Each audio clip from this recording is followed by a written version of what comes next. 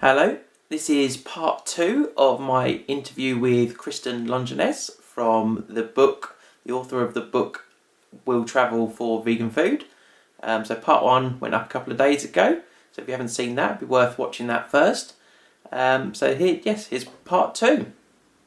I was looking at your Patreon. I'm not sure how long you've been doing that, but it's really got some really good rewards on there with people and things. And obviously, I've read your latest chapter for your book, sort of a post Yes. post sort of chapter, and you're going to be doing those monthly, I believe. So I've created a Patreon account to help support all of the creative content that I produce for Will Travel for Vegan Food, because I don't make money from it otherwise. And one of the rewards is to continue to get these kind of bonus or extra chapters from where the printed memoir leaves off. And so the first one of those was released in April. And my intention is to continue creating a new chapter a month. And for those of Patreons who are donating of a certain level will have access to those chapters. Right. And do you think that'll ever make it into a second book, or is it purely? Yeah, I think that could be kind of a secondary goal, because I'm going to have all of this content, over the course of another year or two. I'll have written about my life in the past couple of years again. So I think that could easily turn into another, maybe an ebook or something like that. Yeah. Is that a goal of yours ever to write another book, or any different types of book maybe?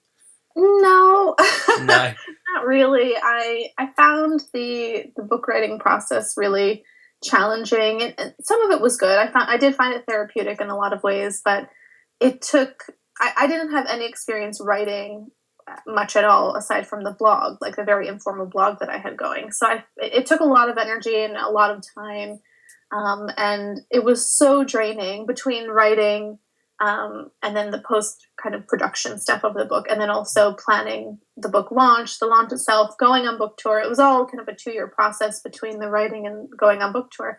And I was so drained from all of that I swore off ever writing another book.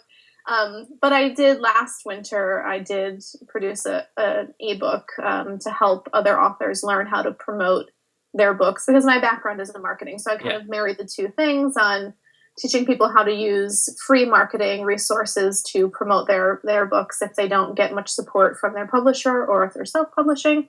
So that did happen, which I guess technically is another book that exists in the world. Yeah. Did you have many sort of other people's input while you were writing? I mean, it's a really nice style of writing that seems like you sort of, you would expect you to have done a lot of writing before. Thanks. I'm not really sure where that came from. To be honest with you, I was so stressed out about it that I was often meditating on kind of what needed to come about. And so I was in this routine of starting my days by having a good 20 to 30 minute meditation where I was just asking whoever was listening, whatever, I was please someone tell me what to do. And then I would just start writing, and it would get to a point in each of the chapters, it would kind of reach this tipping point where I just started flowing. And so, I guess that is my writing style, which I didn't really know that before going into the book. Now, I did have one person that was an accountability partner while I was writing, and she would sometimes she's a book author by trade. She's had a lot of books, and she's a good friend of mine, so I enlisted her help. We would trade an hour where half of the time we would talk about my book, and the other half I would help her with marketing for her business. So she would give some feedback, but it was never structural or you should change the formatting or this or that. It was more just general feedback, or maybe some grammatical things or something, if she noticed that there was a theme repeating too much or something like that.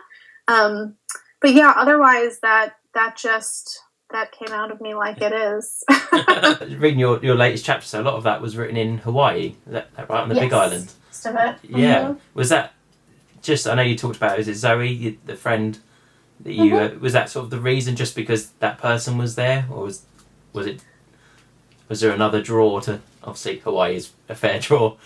Yeah, it was, I was, at the time that I first started thinking of a place tropical to be, to work on the book, I was in living in Chicago temporarily, and it was wintertime. So, Yeah. so I would just wake up in the mornings, and I would like see or feel. This sounds so hokey, but I would just feel like tropical. I would see palm trees, and I suddenly it dawned on me that my friend Zoe had just purchased a house with her partner in on the Big Island. And so I kind of, on a whim, just reached out to her and said, "Hey, I've been feeling Hawaii. Like, I need to come there." And she said, "Oh, it's so funny. My neighbor is just, he's going to be away for a few months and he often rents out his bungalow. You should totally rent it."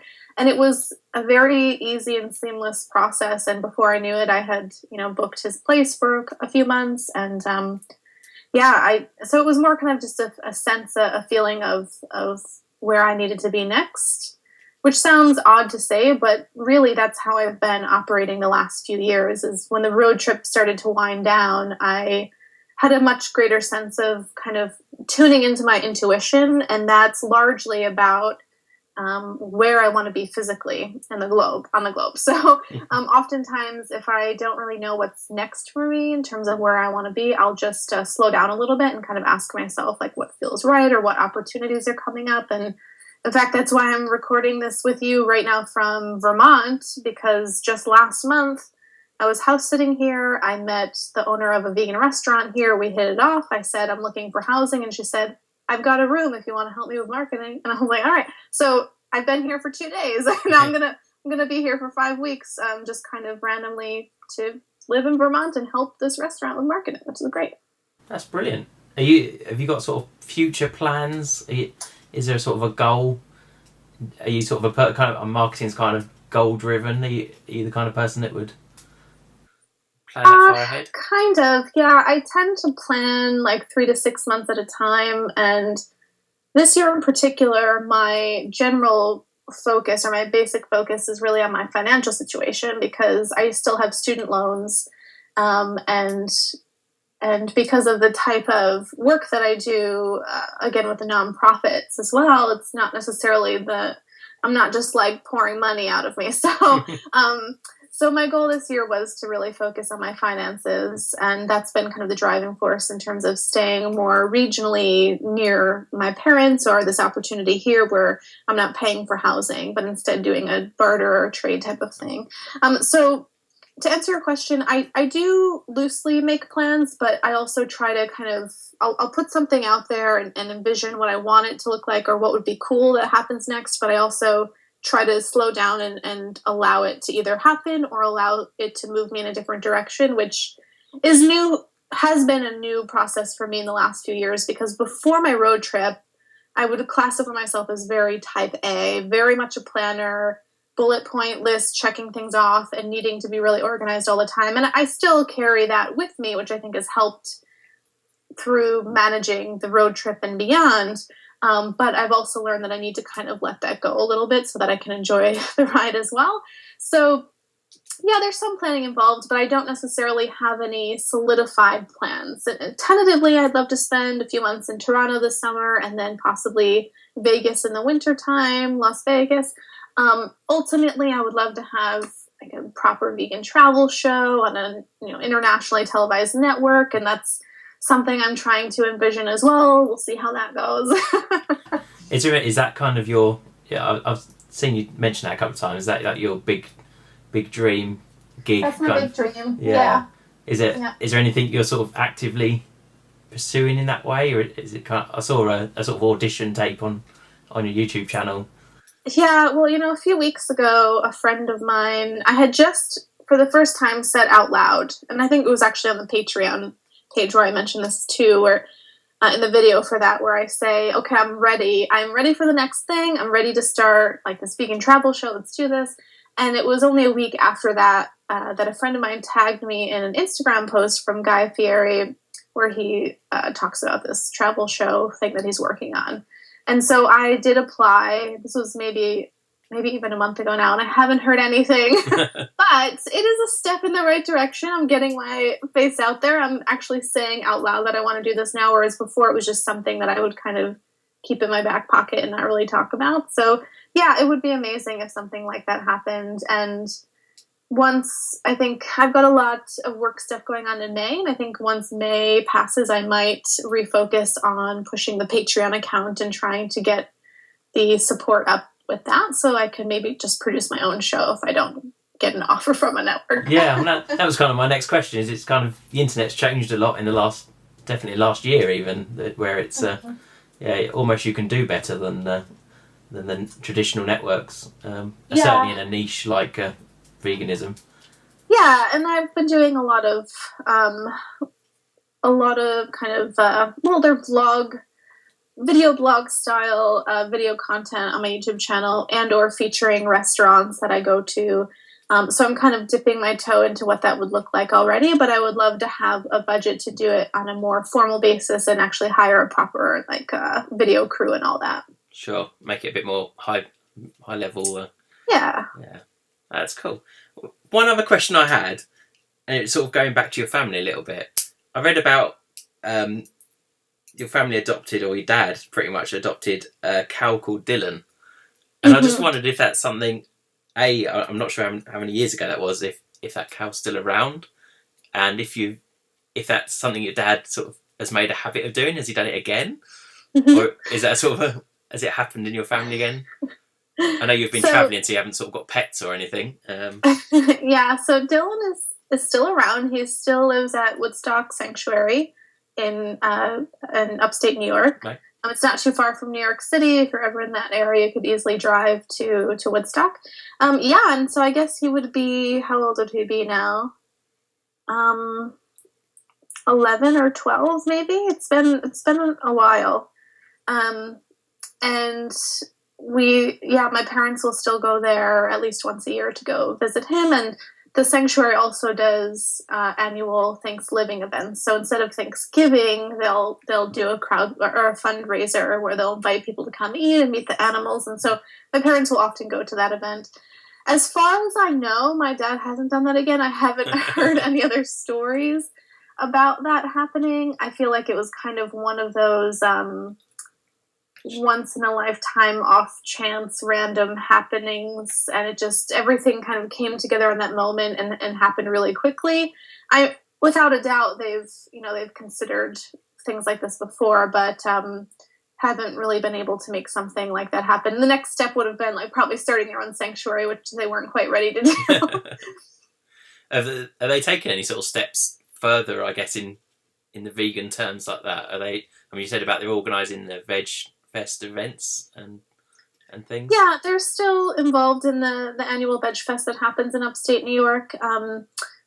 While they were founding members of both the nonprofit that started the event and the event itself, they're more kind of a little more hands off. There's over the past few years, there have been kind of younger people coming in, taking over different roles and things willingly. Everyone's parties. This isn't like a forced thing or anything like that. But yeah, so they're still kind of when the event comes around, they'll help out. Last year, my mom and I actually were heading up the organizational aspects of the Veg Fest in 2015. My mom will actually go to protests with the local veg group, picketing, circuses, and things like that. And my dad is always making amazing vegan food at home, which I think counts as well. So they're still active, if you will, or at least to what they're comfortable doing at this point. Yeah. One thing. We're into our camper vans over here. We've got a couple of older camper vans. Just wondered what happened to Gertie, and if you've still got it, or if it's went on to a new home. Yeah, so a few months after the road trip ended, I sold Gertie because I didn't know what my plan was, and I didn't want her to just waste away in my parents' driveway. And I was spending that summer in New York City as well, so it didn't make sense to have the van in New York City. I certainly wasn't going to sleep in the van in New York City. So I did sell the van to some fellow vegans, and I think they had her for about 6 months before I followed up to see how she was doing. And they said, we didn't want to tell you, but we couldn't afford the upkeep. She was breaking down too much, so we sold her off for parts. And so now she's all over the country helping people get around. That's a good way to look at it. That's good. Did you have many many problems with the sort of van in general and van life, as it were? No, I was You seem very very- lucky. Yeah, I was very lucky, and I kept up with the oil changes very frequently. I did have to have the brake pads replaced twice in the 2 years because driving through the mountains in Wyoming did a number on them. But yeah, I was very fortunate that nothing really major happened. I mean, van life in general was challenging to adjust to at first, but then it very quickly became my lifestyle. And now if I'm in a space that's bigger than the van, it just feels like too much. There's definitely going to be like tiny home living in my future, I think. Yeah. Are you still quite minimalist after that experience? Yeah. Travel Yeah, quite light. I do have a few boxes of kind of winter seasonal clothes and some trinkets and things at my parents' house. But other than that, I travel out of 2 bags, one carry-on. I think the one that I have now is a 35-liter carry-on, and then a smaller day pack that I use when I'm going out and about to like a coffee shop and I need to take my computer or something. In fact, so I'm in this temporary space right now. I'm in this room, and I don't know if I can show you with that. So behind me is that's all my clothes on that little rack right there. That's everything I have with me. Cool. So you're definitely getting under the sort of, I think, is it 23 or 33 items of clothing people talk about for the the best possible. Yeah, something like that, I guess. I don't know. Thank you very much for talking, and yeah, I hope to speak to you again. All right, thanks so much. Thank you. Bye. Thanks. Bye. So that was the end of part 2 of my interview. She's really great to talk to, and really active on social media. So if you've got any questions or anything, I'm sure she'd reach out to you and be happy to talk to you. As I said, the book was really good read. I was really impressed with the book. So if you haven't read it, I really suggest doing that and checking out her Patreon account. She's got some brilliant content coming out on there as well, some new content, and her YouTube channel. I'll link it all below the video so you can check out her links. Yeah, and thanks for watching.